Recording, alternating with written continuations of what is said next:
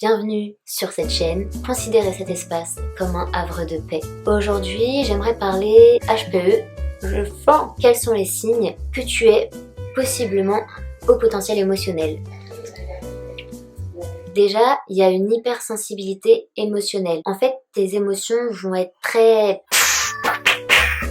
ça va être très explosif en fait. Tu vas être très en colère ou très triste et ça va être ça en continu. Le deuxième point, ça va être une forte sensibilité aux 5 sens. Personnellement, c'est plutôt... Par exemple à la Gay Pride. La Gay Pride, c'est infernal pour moi la Gay Pride. J'adore parce que on défend nos droits, nous les LGBT. Soyez fiers de ce que vous êtes, défendez vos droits. Ça peut être hyper compliqué à gérer parce qu'il y a énormément d'informations qui rentrent. Et du coup, ça fait beaucoup de choses à gérer en même temps. Le troisième signe, ça va être un perfectionnisme. Le quatrième point, c'est l'empathie. On a, nous les HPE, généralement énormément d'empathie pour les autres. C'est plutôt cool en soi. Mais parfois, c'est trop. T'as tendance à culpabiliser beaucoup trop pour un rien. Par exemple, ça donnerait à peu près ça. Billy, là, t'as mangé le dernier cookie, je t'avais demandé de me le laisser. Je suis désolée d'avoir oublié j'ai mangé ton cookie. Si tu veux, je t'en refais 20. Voilà, ça peut donner ça. Donc, c'est un point positif, ça peut être un point négatif, mais on peut apprendre à le gérer, on en parlera dans la partie 3. Et pour moi, ce qui est un des plus gros points d'être HPE, c'est la façon dont tu vas penser. Traditionnellement, les gens vont penser une idée à une idée. Ils vont avoir un raisonnement, ensuite ils vont trouver une solution à partir de ce raisonnement et appliquer la solution. Nous, ça ne fonctionne pas comme ça. On va penser à une situation. Cette situation va nous faire penser à un truc comme ça là-bas, genre l'oiseau qui passe. Et puis l'oiseau qui passe va nous faire penser à la feuille d'arbre que tu viens de voir tomber sur le sol. Et puis la feuille d'arbre va te faire penser « Oh mais qu'est-ce que je vais manger à midi ?» L'idée principale, elle s'est découpée en 1 million d'idées totalement différentes. Il y a aussi la compréhension intuitive. L'intuition, c'est quelque chose qui va venir directement à toi. Tu vas le comprendre directement. Soit ça va être directement clair dans notre esprit. Soit ça va être directement clair dans notre esprit. C'est sûr, c'est ça. Soit on va avoir vraiment un temps de compréhension hyper long. La dernière chose qui est hyper compliquée à vivre, surtout quand on est au collège et au lycée. Je ressens vachement au collège parce qu'au collège, les collégiens, ils sont durs. Vraiment, ils te la mettent, mais ils te font la misère jusqu'au bout de la France. Jusqu'à Bamako.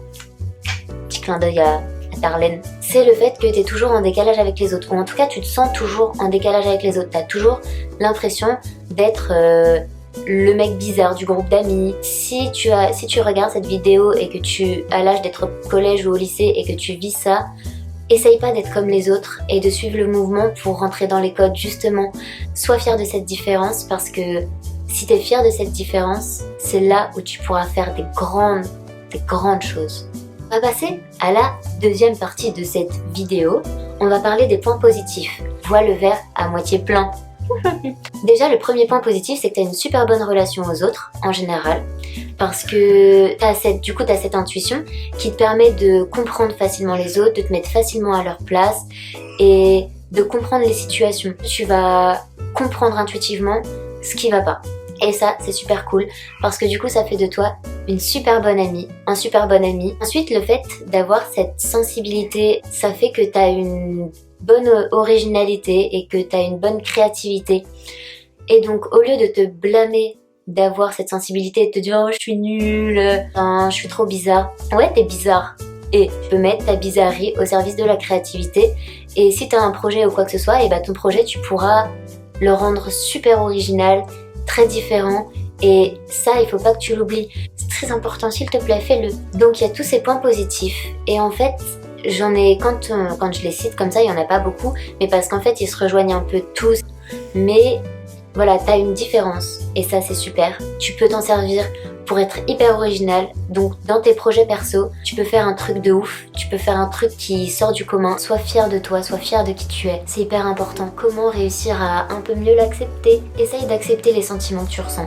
C'est vraiment essentiel de quand tu te sens submergé par plein de choses, de te mettre dans un endroit calme, de laisser de l'espace à tes idées, de les laisser vivre à l'intérieur de toi et essaie de te concentrer juste sur ce qui se passe maintenant, laisse venir et laisse partir. Pourquoi je me blâme tout le temps? Je suis moche, que je suis bête, que je suis nulle, que je sers à rien. Je sais que toi aussi tu te dis ces choses-là et c'est pas de faire genre oh, pas du tout, je fais jamais ça. Et ça vaut pour tout le monde, même pour les personnes qui ne sont pas HPE. Tu es la personne qui passe le plus de temps avec toi-même. Essaye de te considérer comme un ami. Mets-toi à la place de quelqu'un d'autre. Dis-toi que tu parles à une amie. T'essaierais toujours d'être indulgent. Quand tu te regardes dans le miroir et que tu te trouves trop grosse ou trop fine ou pas assez grande, tu peux te dire qu'est-ce que je dirais à une amie. Et en étant indulgent avec toi-même, c'est comme ça que t'arriveras à t'accepter. T'arriveras à moins te focaliser sur tes défauts et plus te focaliser sur tes qualités. Regardez, moi j'ai les dents en fait de travers. C'est pas très droit, c'est pas très net non plus. Ça se voit pas beaucoup, mais moi je le vois beaucoup. C'est pas grave, elles sont comme ça mes dents. Parfois,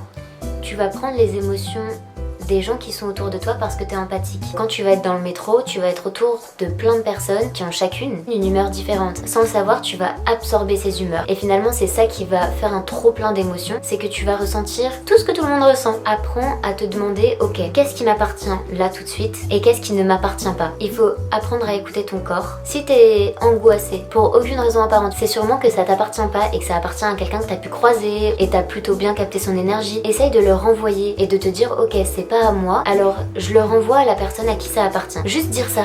Une dernière chose. La chose. Sors en forêt, dans un endroit où il n'y a personne. Hurle de toutes tes forces. Donne tout. Et vraiment fais des trucs stupides où si on te voyait, t'aurais trop honte. Et ça fait du bien, sa mère. Cette vidéo touche à sa fin.